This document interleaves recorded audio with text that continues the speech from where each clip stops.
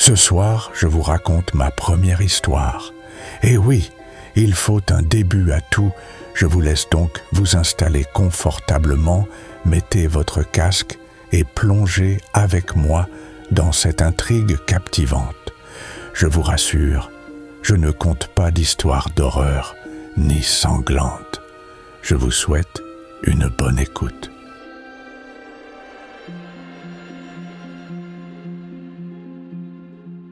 Chapitre 1. L'arrivée. La neige tombait, avalant la route dans un manteau blanc qui absorbait chaque bruit. Le crépuscule approchait et les phares de ma voiture peinaient à percer la brume glacée qui enveloppait les montagnes. Une déviation soudaine, un panneau indicateur éclairé par une faible lumière. « Village de Montvieux », disait-il. La perspective de passer la nuit à rouler sur cette route traîtresse était suicidaire. Je décidai de suivre l'indication. Montvieux apparaissait comme une tache lumineuse dans le chaos hivernal. Ses maisons de pierre, leurs toits lourds de neige, formaient un cercle protecteur autour d'une place centrale, dominée par une église austère. Un vent glacial balayait les rues désertes, faisant grincer les enseignes suspendues. L'auberge, seule bâtisse éclairée, semblait m'attendre. La lumière jaune de ses fenêtres promettait un refuge bienvenu. Dès que j'entrai, une chaleur étouffante m'enveloppa, contrastant violemment avec le froid mordant de l'extérieur.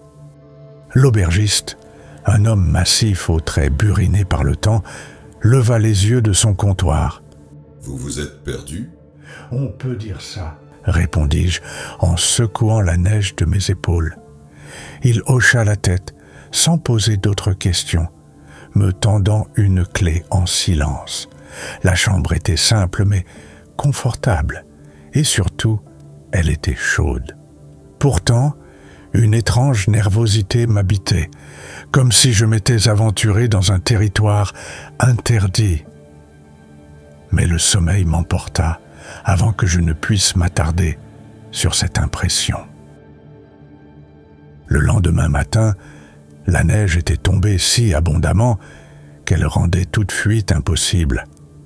Les routes étaient bloquées et l'aubergiste, laconique, m'informa que je devrais rester quelques jours. J'acceptai, sans vraiment réaliser que cette décision allait bouleverser ma vie. En explorant le village, je fus frappé par son étrangeté. Les ruelles étroites semblaient taillées dans un autre temps. Chaque maison avait des volets fermés, comme si ses habitants craignaient ce que le jour pourrait révéler. L'église, perchée sur une butte, projetait une ombre imposante qui semblait dominer le village tout entier. Une boutique attira mon attention. Une librairie à la devanture écaillée par le temps. Une clé pendait à la porte entr'ouverte, comme une invitation à découvrir ses secrets. Intrigué, je poussai la porte. L'intérieur était plongé dans une pénombre épaisse, l'air saturé d'une odeur d'humidité et de papier moisi. Les étagères, bancales et surchargées, formaient un dédale oppressant. « Vous cherchez quelque chose de précis ?» La voix, basse et rauque, me fit sursauter. Un homme apparut entre deux étagères, mince, avec une barbe éparse et des lunettes rondes. Son regard était insondable, comme s'il décortiquait mon âme. « Pas vraiment, je découvre, » répondis-je. « Ici, tout le monde cherche quelque chose. » murmura-t-il avec un sourire en coin. « Parfois, on trouve ce qu'on veut, mais souvent, c'est autre chose qui vous trouve. » Il sortit un livre poussiéreux d'une étagère proche et me le tendit. La couverture était défraîchie, mais je pouvais distinguer une inscription en relief. « Chronique de Montvieux. »« Prenez-le, dit-il. Il vous aidera peut-être à comprendre. » Avant que je ne puisse répondre, il disparut dans l'obscurité du magasin. Perplexe, je feuilletai le livre. Chaque page semblait écrire l'histoire d'un étranger venu ici, un étranger qui n'avait jamais quitté Montvieux. Un frisson glacé parcourut mon échine. Ce village n'était pas ce qu'il semblait être. Je sentais confusément que ma venue ici n'était pas le fruit du hasard. Et si Montvieux m'avait choisi? Chapitre 2. Les silences de Montvieux. La tempête de neige persista, et les jours suivants furent marqués par une routine singulière. Chaque matin, je m'éveillais dans une pièce baignant dans un silence épais, troublé seulement par le craquement du bois de l'auberge. Les habitants du village étaient rares à se montrer. Ceux que je croisais m'adressaient des regards furtifs, comme s'ils voulaient éviter toute interaction prolongée. Leur silence n'était pas simplement une marque de distance, mais semblait chargé d'une tension implicite, comme s'ils portaient tous un secret qu'ils craignaient de trahir. Le troisième jour, las de cette ambiance oppressante, je décidai de m'aventurer vers l'église perchée. Elle m'avait intrigué dès mon arrivée, avec son clocher austère, dominant les toits du village, comme un gardien silencieux. La montée était difficile, la neige épaisse ralentissant chacun de mes pas. En atteignant le sommet, je fus accueilli par un vent glacial qui mordait ma peau. L'intérieur de l'église n'offrait guère plus de réconfort.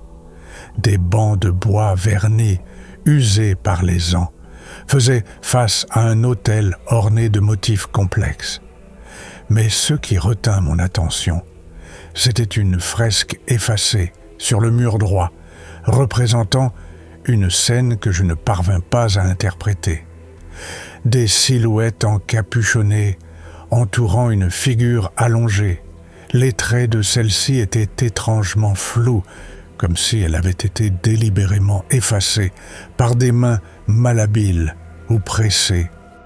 En m'approchant, je remarquai des gravures sous la fresque, presque illisibles, rongées par le temps et l'humidité. En plissant les yeux, je parvins à déchiffrer quelques mots en latin. Sanguine pacem servamus. Le sang garde la paix. Cette simple phrase, gravée avec une précision troublante, fit naître en moi une peur viscérale. Était-ce une devise oubliée, une menace ou un avertissement? Un bruit sourd interrompit mon observation. Le claquement résonna dans l'espace vide, amplifié par l'acoustique de la nef. En me retournant, je vis une femme. Elle portait un manteau long et un fichu sombre qui encadrait son visage sévère. Ses yeux étaient perçants, mais son sourire était teinté de méfiance. Un mélange de curiosité et de défiance. « Vous êtes étranger ici ?» dit-elle doucement, sa voix brisant le silence comme un écho inattendu. « Oui, bloqué par la neige. Je visite. » Mal à l'aise devant sa présence soudaine. « Il vaut mieux éviter de trop chercher. » ajouta-t-elle après un long silence. « Parfois, les secrets du village ne veulent pas être découverts. » Ces paroles me frappèrent par leur étrangeté.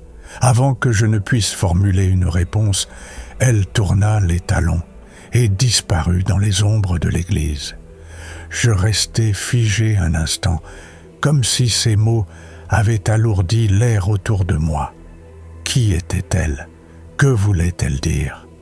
En quittant l'église, je remarquai qu'un sentier semblait contourner le bâtiment, s'enfonçant dans une forêt enneigée. Une impulsion me poussa à l'emprunter. Les arbres formaient une voûte oppressante, leurs branches chargées de neige s'inclinant vers le sol. Après quelques minutes de marche, j'arrivai devant un petit cimetière oublié, ses croix de bois tordues par les années. Les noms gravés étaient presque illisibles, mais l'un d'eux attira mon attention. Inconnu, 1917. Plusieurs tombes portaient la même inscription. Une étrange tristesse m'envahit, mêlée à une sensation de malaise. De retour à l'auberge, je trouvai l'aubergiste en train de nettoyer le bar. L'homme, d'habitude stoïque, semblait nerveux, ses gestes plus rapides que nécessaires. Je tentai de l'interroger sur la fresque. « Les peintures de l'église, elles datent de longtemps, non ?» demandai-je avec une nonchalance feinte. Il s'arrêta un instant, son regard fuyant, comme s'il hésitait à répondre. « Oui, des histoires vieilles comme le village. Mieux vaut ne pas y penser, » répondit-il finalement, en évitant de croiser mon regard. Sa réponse ne faisait qu'aiguiser ma curiosité. Après le dîner, je montai dans ma chambre avec le livre des chroniques de mon vieux. Le silence de l'auberge était presque oppressant. Chaque craquement du bois me faisait sursauter.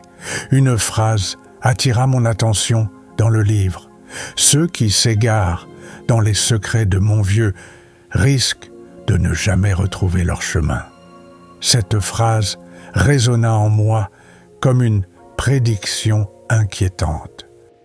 Cette nuit-là, je fis un rêve étrange, presque trop réel.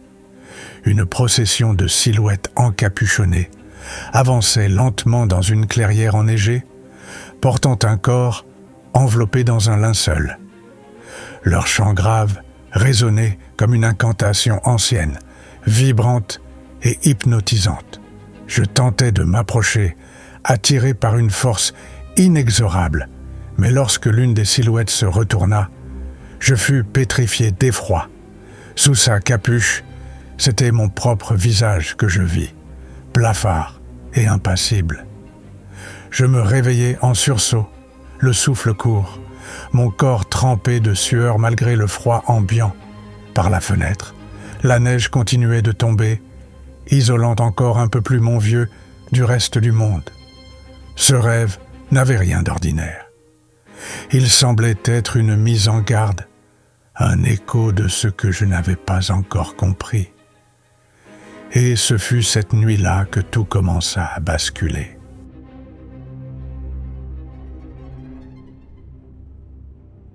Chapitre 3. Les murmures de l'auberge. Le lendemain, un épais brouillard recouvrait mon vieux, effaçant presque les contours du village. Chaque détail semblait flou, comme si la réalité elle-même vacillait sous cette atmosphère lourde et étouffante. Lors du petit déjeuner, l'aubergiste se montra inhabituellement loquace, comme s'il cherchait à éviter mes questions ou à me distraire. « Les hivers sont toujours rudes ici. » dit-il en posant une tasse de café fumant devant moi. « Mais cette année, la neige est particulièrement capricieuse et le village semble bien tranquille, » dis-je en essayant d'entamer un échange. « Personne ne sort, tout est si figé. » Il hocha la tête, son regard fuyant. « Les habitants sont prudents. L'isolement ne leur réussit pas toujours. » Son ton laissait entendre qu'il voulait éviter de s'étendre. Pourtant, ses mains tremblaient légèrement lorsqu'il essuya le comptoir, et je remarquai qu'il surveillait les fenêtres, comme s'il craignait d'être observé. Un soupir s'échappa de ses lèvres, mais il ne dit rien de plus. J'avais l'impression qu'il pesait ses mots, conscient de la frontière fragile entre ce qu'il pouvait révéler et ce qu'il devait taire. Après avoir terminé mon repas, je décidai d'explorer davantage. Cette fois, je choisis de suivre les ruelles les plus étroites du village, celles qui semblaient presque oubliées. Les murs de pierre paraissaient plus anciens ici, chargés de mousse et d'humidité. À mesure que j'avançais, une sensation étrange s'intensifiait, une présence, ou peut-être une réminiscence, quelque chose d'indéfinissable qui flottait dans l'air. Les bruits de mes pas résonnaient comme une intrusion dans ce silence ancestral. Une petite maison attira mon attention. Ses volets étaient ouverts, mais les fenêtres étaient noircies par le temps ou la suie. Poussé par une curiosité que je ne contrôlais plus, je toquai à la porte. Aucun son ne répondit. J'appuyai légèrement et la porte s'ouvrit avec un grincement sourd, presque comme un cri. L'intérieur était plongé dans une obscurité oppressante, mais je pouvais distinguer des formes, des meubles couverts de draps, des cadres tombés au sol, et surtout une odeur étrange, métallique et âcre, qui m'irrita les narines. La pièce semblait figée dans un passé oublié, avec des objets disséminés, comme si les occupants avaient fui précipitamment. En avançant, mon pied heurta quelque chose de dur. En baissant les yeux, je découvris une petite boîte en bois, finement sculptée. Elle semblait anormalement lourde pour sa taille. Lorsque je l'ouvris, je découvris des photographies anciennes, toutes en noir et blanc. Elles montraient des scènes de village, mais quelque chose clochait. Les visages des personnes étaient rayés ou flous, comme si quelqu'un avait tenté de les effacer. Je parcourus les photos avec une attention fébrile, espérant y trouver un indice, mais chaque image semblait plus dérangeante que la précédente. Certaines montraient des groupes rassemblés autour d'une table, leurs expressions floues contrastant avec la netteté des décors. Une en particulier retint mon attention. Elle représentait un groupe d'hommes encapuchonnés autour d'un autel, une silhouette allongée au centre. Mon cœur s'accéléra alors qu'une sueur froide perlait sur mon front. Un bruit derrière moi me fit sursauter, un craquement, suivi d'un souffle léger en me retournant. Je vis une silhouette passer furtivement devant la porte. Je sortis précipitamment, mais il n'y avait plus personne. L'air semblait encore plus glacial et une lourdeur pesait sur ma poitrine. J'hésitai un instant à retourner dans la maison, mais une sensation de danger imminent m'en dissuada. Je ramenai la boîte avec moi à l'auberge, décidé à l'examiner plus en détail. De retour dans ma chambre, je posai la boîte sur la table et la contemplai un instant. Les photographies me donnaient une impression d'inachevé, comme si elles portaient en elles une histoire que je n'arrivais pas à saisir. Je les étalai devant moi, cherchant un fil conducteur. Mais au fond de la boîte, sous un double fond dissimulé, je trouvai une lettre pliée. L'écriture était tremblante, comme si elle avait été rédigée dans la hâte. Les souvenirs sont les fondations de notre personnalité. Ces mots, aussi simples soient-ils, résonnèrent en moi comme un avertissement direct. Qui avait écrit cela et à qui était-ce destiné? L'air de ma chambre semblait soudainement oppressant. Je refermai la boîte, mais l'étrange sentiment d'être observé ne disparut pas. Cette nuit-là, je laissai la boîte ouverte près de moi, mais le sommeil ne vint pas facilement. Dans l'obscurité, j'avais l'impression que des ombres se déplaçaient dans la pièce, et les murmures, des murmures indistincts, semblaient venir des murs même de l'auberge. Leur intensité augmentait par moments, puis s'éteignait brusquement, comme si des voix cherchaient à me parler, sans jamais atteindre le seuil de l'audible. L'étrange mélodie m'enveloppa jusqu'au petit matin, me laissant plus épuisé qu'auparavant. Chapitre 4. Les secrets du cimetière. L'aube apporta un semblant de clarté à travers le brouillard dense qui enveloppait encore Montvieux. La lumière grise accentuait la sensation d'irréel qui pesait sur le village. Je descendis à l'auberge pour le petit déjeuner, mais l'aubergiste, habituellement réservé, était introuvable. Seuls quelques bruits légers provenaient de la cuisine où une jeune serveuse s'affairait en silence. La tension dans l'air semblait plus palpable que jamais, comme si chaque objet dans la pièce portait le poids d'un secret inavouable. Décidé à percer les mystères qui entouraient mon vieux, je retournai au cimetière découvert la veille, espérant y trouver des indices supplémentaires. Le chemin était encore plus silencieux que d'ordinaire, et les bruits de mes pas sur la neige durcie résonnaient comme des intrusions dans un sanctuaire interdit. Les arbres autour de moi semblaient se pencher, leurs branches formant des silhouettes menaçantes. Le vent était glacial, sifflant à mes oreilles comme un murmure insistant. Lorsque j'arrivai devant les croix de bois inclinées, un détail que j'avais manqué la veille attira mon attention. Certaines tombes, à peine visibles sous la couche de neige, portaient des gravures plus complexes. Les inscriptions étaient presque effacées, mais une phrase se détachait nettement sur une pierre centrale.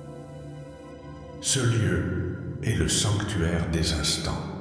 Quelle étrange inscription! Pourquoi des mots aussi mystérieux pour un cimetière de village? Les croix semblaient former une sorte de cercle mal aligné, comme si elles avaient été déplacées. En observant les environs, je remarquai un vieux mausolée à demi enseveli par les branches d'arbres morts. La structure, faite de pierres sombres, semblait en ruine, mais une étrange énergie émanait de cet endroit. Le vent se leva soudain, sifflant à travers les fissures des pierres comme un soupir de l'au-delà. En approchant, je remarquai que la porte était entr'ouverte.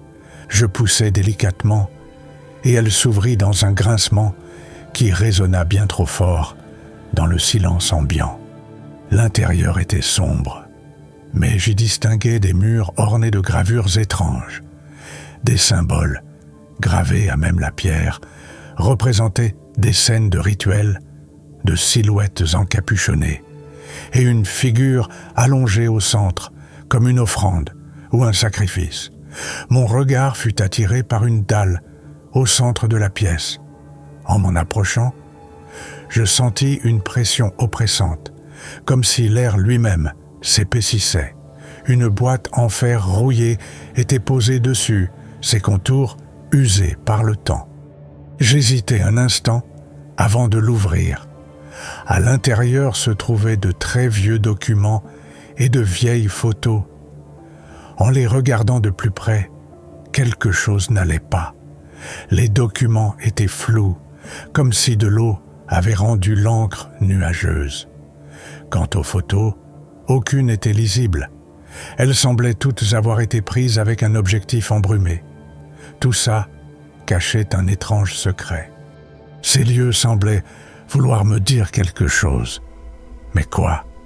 Je me sentais observé. Alors que je refermais la boîte, un bruit me fit sursauter. Un raclement, à peine audible, provenait de l'entrée du mausolée. Je relevai la tête et crus apercevoir une silhouette dans l'encadrement. Mon cœur battait à tout rompre. Était-ce mon imagination? La silhouette disparut avant que je ne puisse bouger. En sortant précipitamment, je remarquai que l'atmosphère avait changé. Le vent s'était calmé, mais une étrange lourdeur pesait sur mes épaules. Je serrai les documents contre moi et me hâtai de retourner à l'auberge. Chaque bruit de pas derrière moi semblait amplifié, comme si je n'étais pas seul. De retour dans ma chambre, je posai la boîte et ses contenus sur la table. Les gravures, les mots du journal, tout semblait pointer vers un secret ancestral lié à ce village. Une phrase, inscrite au dos d'une des pages, m'interpella. Le mausolée n'est qu'une porte. L'église garde la clé. Cette nuit-là, alors que je tentais de rassembler mes pensées, une série de coups résonna contre ma porte. Lent et régulier, comme une horloge battant un rythme oppressant. Je m'approchai et ouvris brusquement. Personne. Sur le sol, une clé ancienne, ornée de motifs complexes. Elle semblait peser bien plus que son poids réel. Une note l'accompagnait, griffonnée d'une écriture tremblante. « Si vous ouvrez la porte, soyez prêts à affronter ce qui s'y trouve. » Chapitre 5. L'énigme de l'Église. Au petit matin, la clé ancienne découverte devant ma porte semblait peser plus lourdement que son poids réel. Les motifs complexes gravés sur son métal terni formaient un labyrinthe qui semblait presque vivant. En la contemplant, je ressentis une étrange attraction mêlée de peur, comme si elle portait en elle la promesse d'une vérité dangereuse. La note laissée avec la clé, griffonnée à la hâte, m'avait glacé. « Si vous ouvrez la porte, soyez prêts à affronter ce qui s'y trouve. » Quelle porte? Et que pouvais-je trouver derrière? Ces questions résonnaient dans mon esprit alors que je me préparais à retourner à l'église. L'air glacial de Montvieux semblait plus pesant que jamais, comme si le village lui-même s'opposait à mon enquête. En arrivant devant l'église, je remarquai un détail que j'avais manqué jusque-là. Sur l'un des murs extérieurs, une petite alcôve semblait dissimuler une serrure, presque invisible, sous la mousse et la pierre érodée. Mon cœur accéléra. Je sortis la clé de ma poche et l'introduisis dans la serrure. Le mécanisme résista un instant, puis céda avec un clic métallique. Une porte cachée s'ouvrit dans le mur, révélant un escalier en colimaçon qui s'enfonçait dans les entrailles de l'église. L'air qui en émanait était lourd, chargé d'humidité et d'une odeur de pierre et de terre. Hésitant, mais déterminé, je commençai à descendre. L'obscurité devenait plus dense à mesure que je progressais, et chaque pas amplifiait le sentiment que j'entrais dans un territoire interdit. Chaque marche semblait m'emmener plus profondément dans un autre monde. Les murs de pierre brute étaient ornés de symboles similaires à ceux gravés dans le mausolée. Ces motifs, entrelacés et complexes, semblaient raconter une histoire oubliée, celle d'un pacte ancien conclu dans les ténèbres. L'air était glacial, presque suffocant, et le silence était si intense que j'entendais le martèlement de mon propre cœur. Après plusieurs minutes de descente, j'atteignis une vaste salle souterraine. Au centre, un autel de pierre trônait, entouré de chandeliers éteints. L'autel portait des marques d'usure, mais aussi des traces récentes. Quelqu'un était venu ici récemment. La pièce entière semblait vibrer d'une énergie ancienne et oppressante, comme si elle conservait les échos de rituels passés. En explorant les environs, je trouvai des parchemins roulés, soigneusement rangés dans une alcôve. L'un d'eux, à moitié déchiré, attirait mon attention. En le déroulant, je pus lire « Le pacte a été scellé dans le sang, et seuls les élus peuvent en connaître les termes. » Ces mots résonnaient dans mon esprit alors qu'un bruit soudain me fit sursauter. Une porte, ou peut-être une trappe, venait de se refermer quelque part dans les ombres de la salle. Mon souffle s'accéléra alors que je scrutais les environs, mais je ne voyais rien. Une sensation de menace imminente s'insinua en moi, et je sentis que je n'étais pas seul. Je retournai vers l'autel et remarquai un objet brillant encastré dans la pierre. Une dague ancienne, ornée de pierres rouges, qui scintillait faiblement dans la pénombre. En m'approchant, je sentis une chaleur étrange émaner de l'arme. La dague semblait être un artefact central du rituel mentionné dans les écrits. Une inscription sur le manche partiellement effacée, disait « Ceux qui cachent leurs émotions en paieront le prix ». Sans réfléchir, je tendis la main pour la toucher, mais un murmure, faible mais clair, retentit dans l'air. « Ne réveille pas ce qui dort ». Je retirai ma main, effrayé.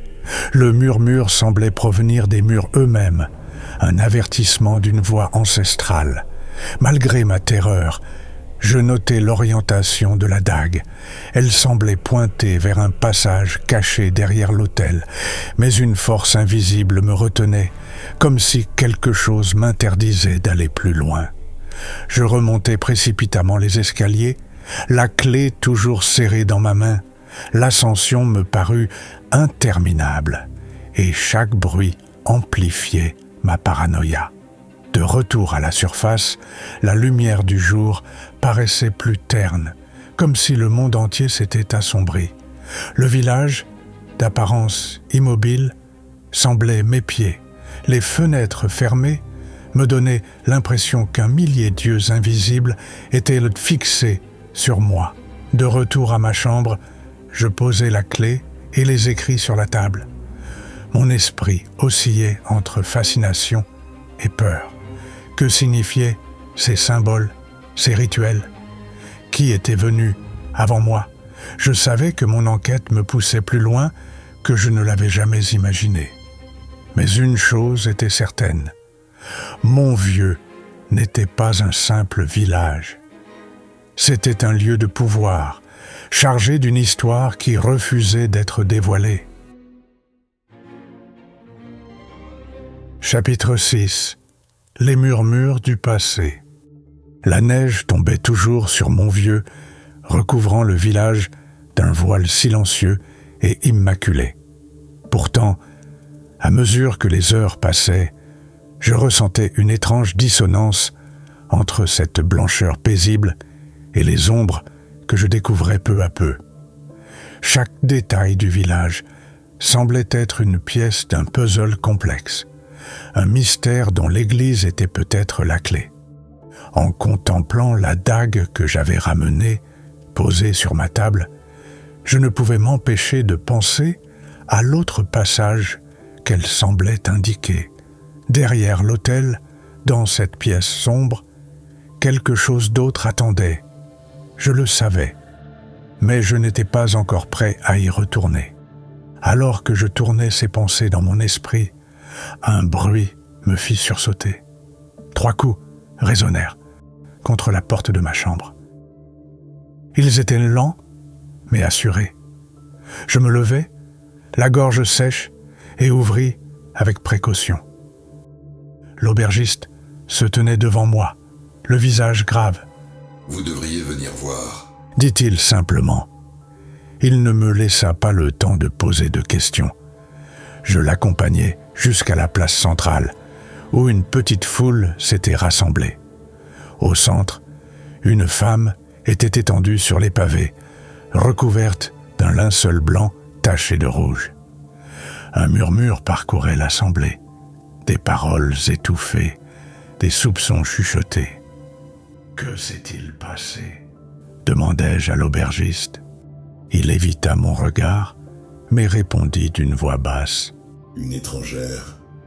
Elle est arrivée il y a quelques jours, comme vous. » Cette réponse me glaça. L'idée que cette femme était une visiteuse, peut-être en quête des mêmes réponses que moi, m'ébranla. Qui était-elle? Qu'avait-elle découvert? Et surtout, pourquoi avait-elle fini ainsi?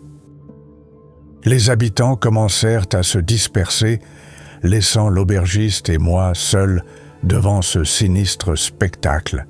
Une question me brûlait les lèvres. Est-ce que cela a un lien avec le mausolée ou cette église? Son regard se durcit et il murmura. Arrêtez. Vous êtes ici pour observer, pas pour comprendre. Ces mots étaient une mise en garde, mais ils étaient aussi une provocation. Cette nuit-là, je ne trouvais pas le sommeil. Les images de la femme sous le linceul me hantaient. Le lendemain, j'étais résolu à retourner à l'église et à explorer le passage derrière l'hôtel, la descente fut plus difficile que la première fois. Le silence semblait plus lourd, comme si les pierres elles-mêmes m'observaient. En atteignant la salle souterraine, je remarquai un détail qui m'avait échappé. Une petite ouverture était dissimulée derrière une colonne. Elle menait à un corridor étroit. Je rampais dans le passage, ma lampe à la main, jusqu'à atteindre une seconde salle. Elle était plus petite, mais bien plus ornée.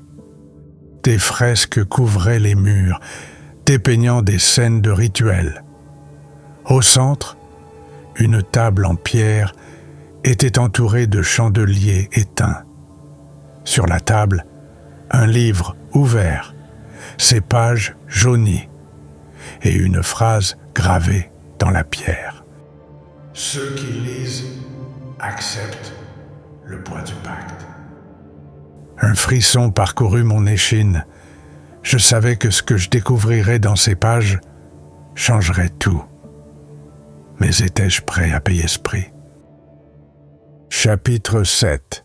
La rédemption. Les ténèbres s'épaississaient autour de mon vieux, comme si le village entier se resserrait sur lui-même, m'enfermant dans son mystère. La vision de cette femme étendue sur les pavés ne me quittait pas, et chaque instant qui passait renforçait ma conviction. Je devais retourner dans l'église. Peu importait le danger, peu importait l'avertissement murmuré par l'aubergiste. Je partis alors que le village semblait endormi, ses ruelles plongées dans un silence surnaturel. La neige amortissait mes pas, mais mon souffle précipité résonnait dans la nuit glacée. La clé que j'avais trouvée semblait vibrer dans ma poche, comme si elle m'appelait. En franchissant les portes de l'église, je sentis l'air changer, plus lourd, plus dense. Je traversais la nef vide et contournais l'autel, là où j'avais découvert la dague et le passage secret. Cette fois, je ne m'arrêtais pas. La peur avait laissé place à une détermination froide. Le passage derrière l'autel semblait plus sombre qu'auparavant. Ma lampe vacillait, projetant des ombres mouvantes sur les murs gravés de symboles anciens. À chaque pas, je sentais une présence, quelque chose qui m'observait, m'accompagnait dans cette descente. J'atteignis une nouvelle salle, plus vaste que les autres. Au centre, un cercle était tracé sur le sol, entouré de runes scintillantes. Des chandeliers étaient disposés autour, leurs bougies éteintes depuis longtemps. Au fond de la pièce, un grand miroir se dressait, son cadre orné de motifs tordus, semblables à des racines s'entrelaçant. Je m'approchai du miroir, mais avant de pouvoir l'examiner, une voix résonna derrière moi. « Vous avez trop avancé. » Je me retournai brusquement. L'aubergiste se tenait là, une torche à la main, son visage grave mais calme. « Vous n'auriez pas dû venir ici. Ce village n'a jamais été ce que vous pensez. » « Expliquez-moi, » lui demandai-je, la voix tremblante. « Qu'est-ce que mon vieux? Pourquoi suis-je ici ?» Il soupira, s'approchant lentement. « Mon vieux est une cage. Une cage pour contenir quelque chose qui ne doit pas être libéré. Chaque décennie, un sacrifice est fait. Pas pour nourrir une entité ou honorer un dieu, mais pour maintenir l'équilibre. » Son regard se posa sur le miroir. « Ce que vous voyez ici, ce miroir, est la porte. Ce village a été construit autour de lui pour s'assurer qu'il reste scellé. Mais les curieux, les étrangers comme vous, mettent tout en péril. » Mon cœur battait à tout rompre. Pourquoi ne pas simplement le détruire? Un rictus amer se dessina sur son visage. « Vous croyez que nous n'y avons pas pensé? Le miroir ne peut pas être brisé. Il est une ancre, une connexion entre deux mondes. Le détruire serait ouvrir un passage irréversible. Avant que je ne puisse répondre, une énergie étrange émana du miroir. Sa surface, lisse et sombre, commença à onduler. Des murmures s'en échappèrent, des voix indistinctes qui semblaient appeler mon nom. « Sortez d'ici, ne regardez pas le miroir. » Mais il était trop tard. Mon regard était attiré par les ondulations hypnotiques. Des images se formèrent à la surface, des scènes de vie, des visages que je reconnaissais, mais d'une manière étrange. Mon propre reflet apparut, mais il était différent. Une version de moi, plus sombre, plus menaçante. Et alors, je compris. Mon vieux n'était pas une cage, ni un lieu maudit. Il était un sanctuaire, un espace créé pour offrir une chance à ceux qui étaient perdus, une opportunité de se reconstruire, un lieu de rédemption.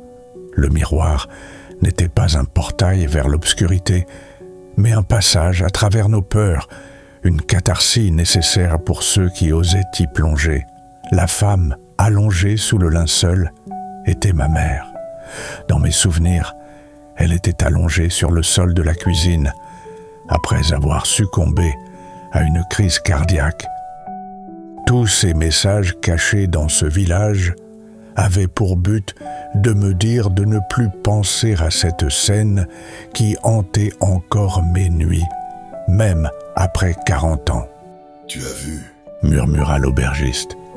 Mais cette fois, son ton était empreint de respect. « Tu comprends maintenant ?» Les murmures du miroir s'étaient tus, remplacés par un silence apaisant. Les images sombres que j'avais aperçues étaient des fragments de mon propre esprit, des échos amplifiés par mes souvenirs et mes regrets. Mais ils ne me dominaient plus. J'avais regardé en face ce que je craignais le plus et, en le faisant, j'avais trouvé une paix que je pensais hors de portée. En regardant le miroir, je vis le reflet de ma mère, là devant moi, avec un grand sourire. La silhouette de l'aubergiste se reflétait également dans le miroir, aux côtés de ma mère. C'est en les regardant l'un à côté de l'autre que je compris. C'était mon père, mais plus jeune. Je ne l'avais pas reconnu car je n'ai gardé que très peu de souvenirs de lui. Il était parti à la guerre trop jeune et n'est jamais revenu. Je me suis soudain retourné pour le voir. Mais j'étais à l'entrée du village, la neige tombant doucement autour de moi. Les maisons scintillaient sous le manteau blanc, baignant dans une lumière douce et apaisante. Mon vieux était silencieux, mais ce silence était différent. Il était plein d'espoir, un souffle de renouveau. En me retournant, je vis mon reflet dans une vitre. C'était bien moi, mais avec un éclat dans les yeux, une énergie que je n'avais jamais ressentie auparavant. Mon vieux ne m'avait pas changé. Il m'avait révélé à moi-même. Alors que je m'éloignais sur le chemin enneigé, je savais que ce village resterait en moi comme une étoile guide. Pas un lieu de mystère, mais un refuge où l'âme pouvait se régénérer. Et cette pensée, plus que tout, m'offrait un avenir lumineux. Épilogue, le poids des ombres. Parfois, il faut s'égarer pour mieux se retrouver. Mon vieux n'était pas un lieu de perdition, mais un sanctuaire où les âmes brisées trouvaient le courage de regarder leurs blessures en face. Ce que nous fuyons nous rattrape, mais ce que nous affrontons nous libère.